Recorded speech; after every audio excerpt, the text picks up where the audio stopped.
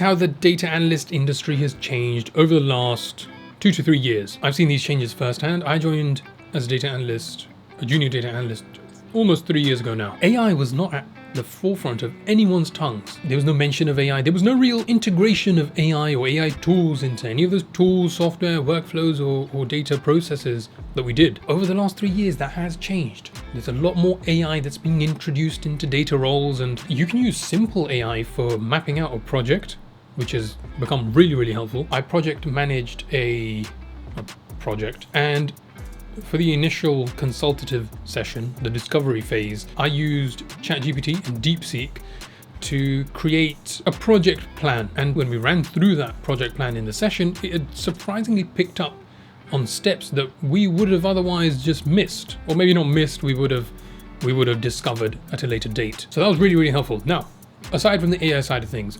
self-service analytics. I'm seeing that more and more, not only in the job I'm currently in, but also in job descriptions.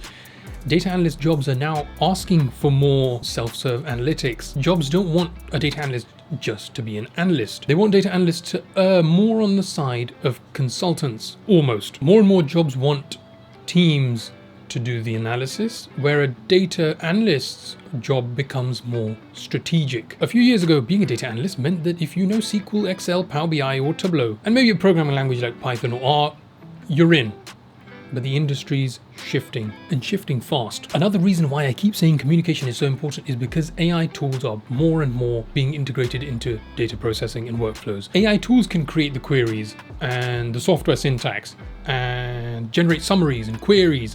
And so the soft skills matter even more, and data engineering skills are getting more and more important.